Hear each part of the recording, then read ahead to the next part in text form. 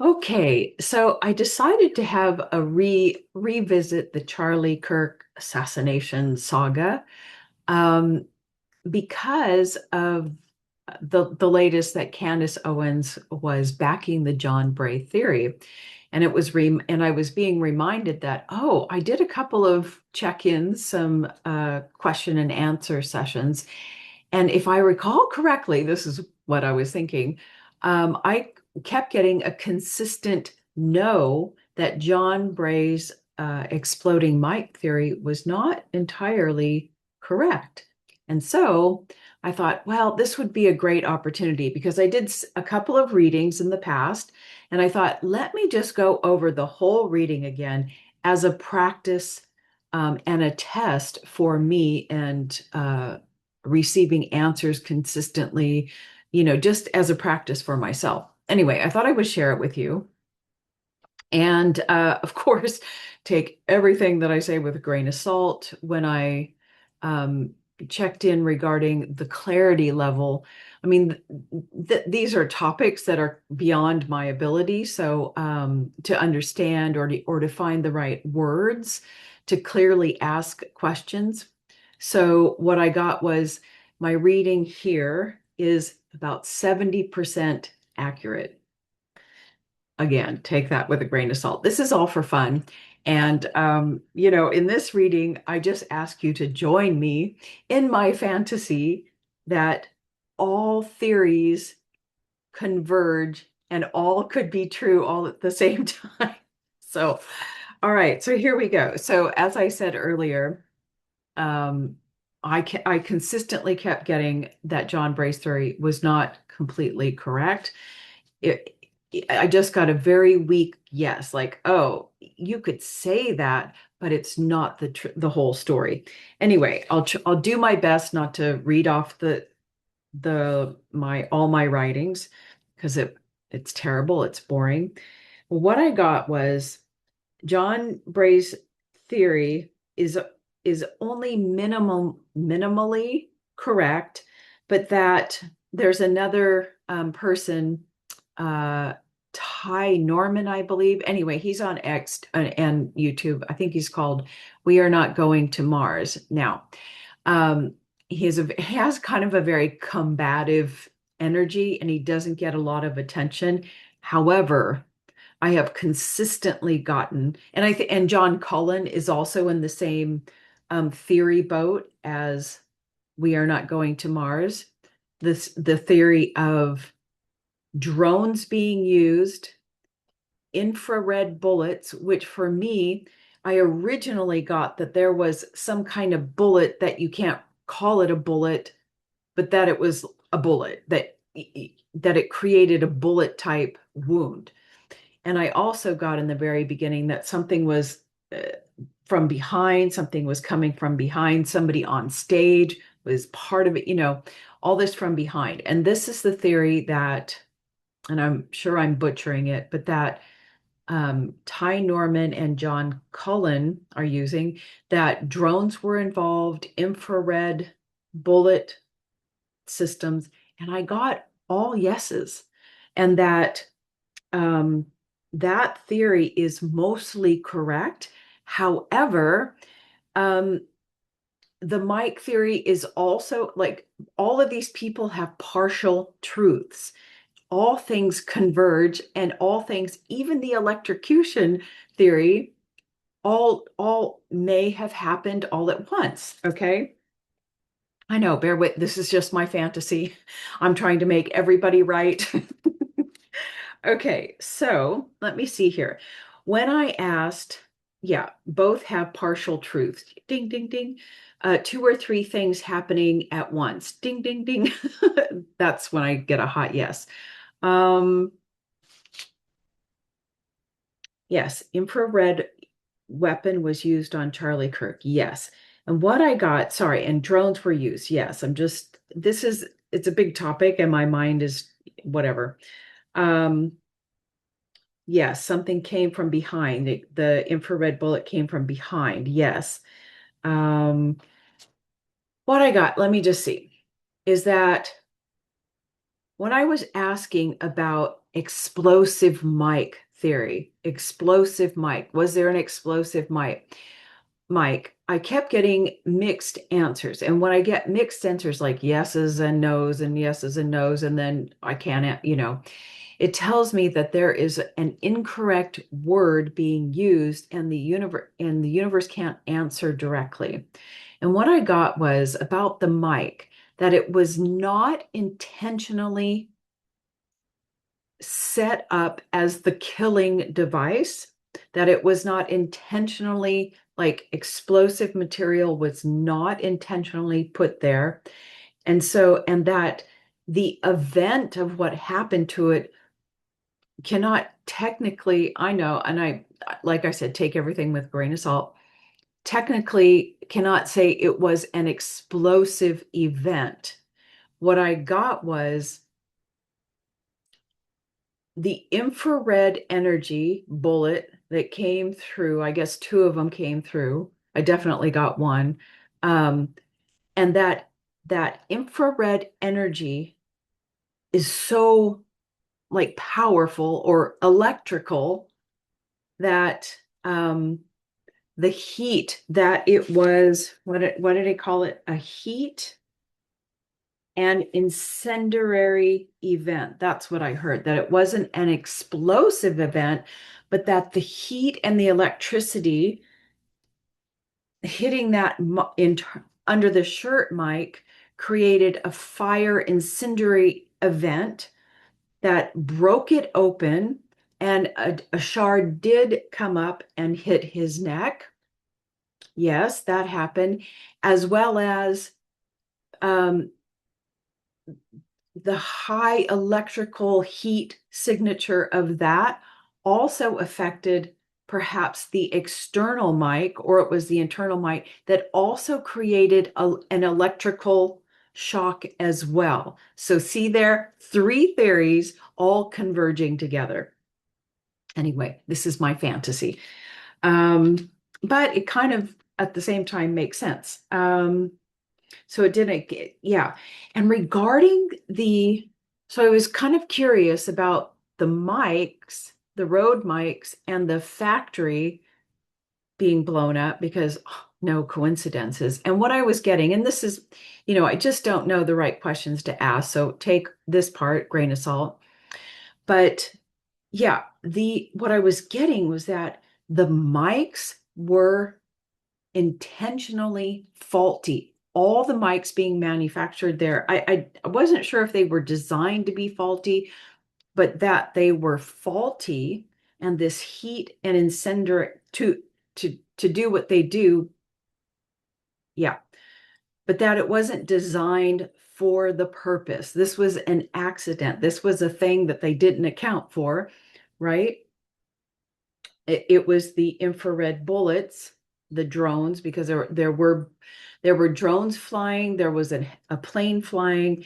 The drones were monitoring the plane, and somebody, I think, in the plane had to hit the switch, or maybe the drone did. I don't know. That's it's not important, but that the factory explosion, or actually fire, was actually also due to the faulty design. I have no idea. This is probably not right.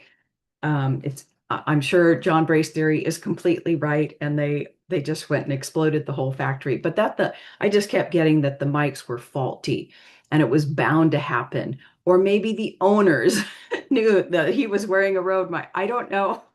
And they decided to I don't know. That's my little fantasy. Okay. Um, yeah, shrapnel did hit his neck. Okay, blah, blah, blah, electricity. So let's just move on to who had direct knowledge and foreknowledge. Let me see here. I did ask about, did Charlie have something else taped to his body? And I got a no. I believe John Bray says that as well. I didn't, so that patch of the latest picture that came out where he has that white spot, I don't think anything else was taped to his body. That's what I got. Yes, so let me see here. Sorry. The big players are, let me see here. Oh, you know this thing, Rick Cutler, so, he's an enigma to me. I can't get clear answers on this guy. What I did get for sure, the clear answers were he had something in his hand, ding, ding, ding. Um, and it was a palm pistol, ding, ding, ding. But I kept getting, he didn't shoot anything, nothing, he wasn't the trigger man. And I thought, well, how can that be? And then I was like, oh my God, was he shooting blanks as a distraction? And I'm getting full body chills at this moment. And I got a yes. So, I'm getting full body chills. So, yes, he fired these blanks. And I think that's what people heard as the firecracker noise. There was a second firecracker noise that or whatever, they heard that it was a distraction to, yeah, I don't know. Anyway, he's an enigma, but he definitely obviously had foreknowledge that something was going down. And what I'm getting is um there was oh, yeah, in regards to Brian Harple, he again is a little bit of an enigma about how much he knew about the actual assassination and planning. And what I got was, yeah, he was at Fort Huachuca, but I'm getting all these weird mixed no answers or iffy answers on was he directly involved in the assassination? And then it came to me, again, this is my fantasy world, that he was at Fort Huachuca because they were telling him of an operation that was going on that, the left was putting together an operation and there might be a staged something like Butler going on, a quote, fake assassination that the left was going to do. So I'm losing my train of thought here. So he was aware that something was going to happen. He was at Fort Huachuca to learn about this. Now I'm losing my train of thought. Why was I saying this? Um, but I think he wasn't really aware of, no, he had to be. Anyway, he had some kind of foreknowledge, but it's not fully clear. Anyway, it doesn't really matter. I had something else to tell you. I think I'm going to have to put you on pause. Sorry. Okay, doesn't matter. Sorry for my confusing moment here. Anyway, definitely Brian Harple is definitely covering for others. Ding, ding, ding. And so I think that yeah, let's just move on. I will tell you that Frank Turek is a big player here. He absolutely had foreknowledge. He knew that something was going down. Something was going to happen. I don't know if he knew the full extent. That's what I'm getting is that like Brian Harple and Hunter Kozak and Tyler Robinson, there was this big thing. Oh, something from the left is they're staging something, be prepared. There could be like, we may be planning a fake assassination or I don't know. But Frank Turek was really, really aware of something going to happen. That's why he was hanging around Charlie. I think maybe he was trying to convince him to change his mind. And I know this is all very confusing and muddy. And what I get is that definitely had foreknowledge that something was going to happen, but that he is actually shocked and about what actually happened and surprised, maybe not surprised, but he's so shocked and he is guilt ridden. It's obvious. And he's terrified. If he weren't so terrified of being killed by whoever did this, he would be a weak link, but he's terrified about being killed. Yeah, I'm just kind of giving you the feelings that I was getting. And the whole FaceTime thing was an act. Like he was obviously, we know that. Brian Harple. Yeah. Mikey McCoy also had a suspicion. He didn't have foreknowledge. He was not involved directly. He was feeling something was going to happen because his father is definitely in on the planning, the foreknowledge of that. His father is really in it. And he recognized something was going to happen based, obviously, of his connection with his father. Um, and so he fears, he's so full of fear. He is not going to be the weak link because of his fear. And he actually, yeah, Rob McCoy has direct involvement, and he's so afraid to give up, unfortunately, the lifestyle and the things that he's getting for keeping quiet. So there's a lot of fear going on. I don't think he's not a weak link. That's not what I got, because he's consciously choosing to, he prefers, he's in fear as well and prefers to keep the lifestyle that he's being handed. Hunter, again, did he have he had some foreknowledge of this leftist kind of event, but I don't think he was genuinely shocked about the actual killing. Victor Marx had to ask, no, I got a no a couple times. Absolutely, 100%. Andrew is involved, and even more, Blake was totally involved in the planning. And what I got was Blake was really the handler for Charlie. I mean, he's the script writer, right? And he had a lot of involvement in the actual planning of it, whereas Andrew is the handler for Erica, of course. And she had, obviously, she had some foreknowledge, at least some. We don't even need to ask about that one. Um, who else? And Trump, ding, ding, ding, had foreknowledge. Pete Hegseth also had some knowledge, and Tyler Boyer, he must have had some, but it's a little iffy, right? He did have direct involvement, but we don't hardly ever talk about him, so I don't know. Okay, that's what I got on that. Now, I did want to share something that I was asking about. I was thinking, I wonder if Charlie was already deceased. It's because the whole carrying the body scene was highly disturbing, and the amount of rage that you feel for how those people were carrying up. Anyway, and so I was like, oh, and I've never done this. I thought, I'm going to ask Charlie directly. I am not a medium. This is not my gig. So I was just playing here.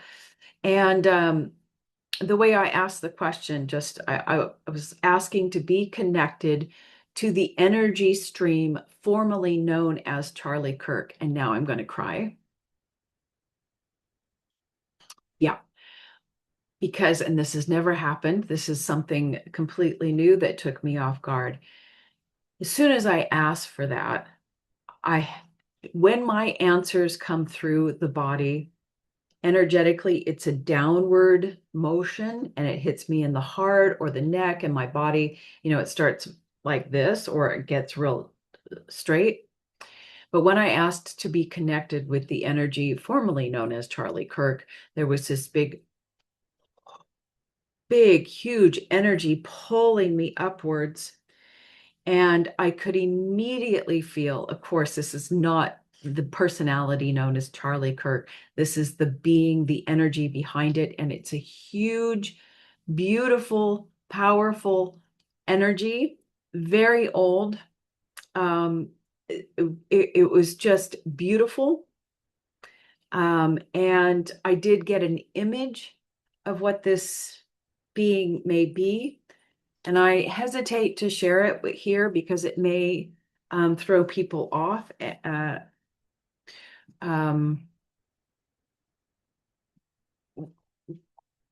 So I just won't. And it's not important, but it is it's an energy that's been on this planet, or let's say a lineage, a race, because it's wasn't an angelic, it wasn't a human soul.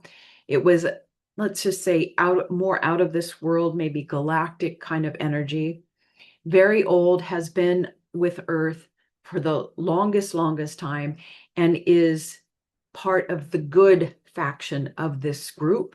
here to help Earth and chose to incarnate in human form to take on this very public role. And I even looked at Charlie's birth chart. Having hindsight, being able to look at somebody's life and then looking at their birth name, you're like, holy shit. He was always here to fight, kind of to do heavy duty spiritual work, to fight the patriarchal, the standard system. He was very, he had the magnetic energy to him, draw lots of people. He was using his voice on a big stage, but also it was meant to be a very quick and one and done lifetime. Wasn't a soul that had been incarnating for lifetime or lifetime. This was a one and done kind of thing, and he was always going to go out with a bang, so to speak. A very shocking death, and that's what was in the numbers. So anyway, yeah, it was beautiful, and he did say, or what I got was definitely was deceased before he even got to the car. So there was no trauma, pain, uh, trauma that Charlie was experiencing being carried that way. I was asking about, did he really love Erica? And it wasn't true love. It was a love, it wasn't his true love. And at the end, he was becoming afraid of her because, not afraid, that's a strong word, because of her connections as he was waking up. And let's see. And and what I got was he just recognized this was more of an arrangement for his public image. What else? Yeah, yes, dead before the car finished. Did they finish him off in the car? No. And then a little message to Candace and to the people, to Candace, we are one.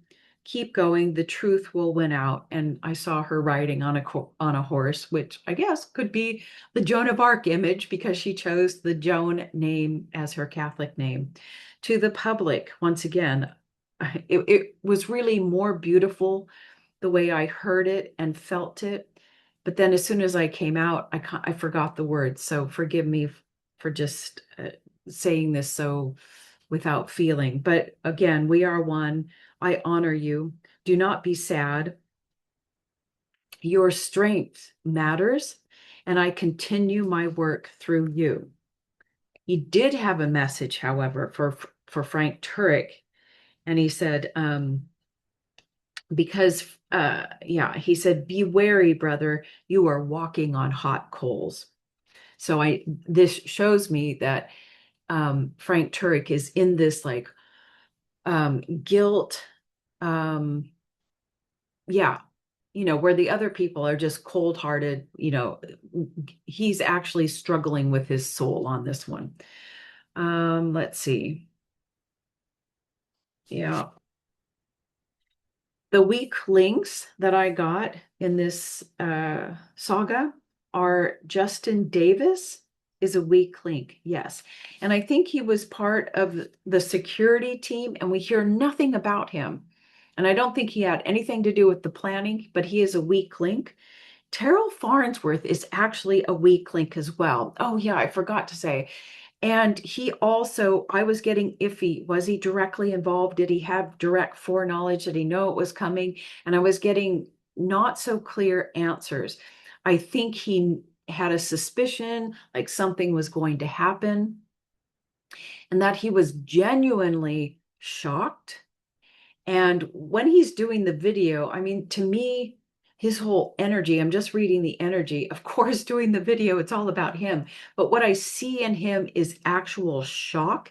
And I don't know what else to do but make this video. He looks genuinely shocked. But then he went into, oh my God, I've got to cover. I'm covering for people. I'm covering for people. And so I think he is a weak link. And also this girl, I can't remember who she is, Chrissy Panchek is a weak link. Okay, that's all I wanted to share on that. And like I said, this is just my fantasy. Um, that's all for the Charlie Kirk Saga. Till next time.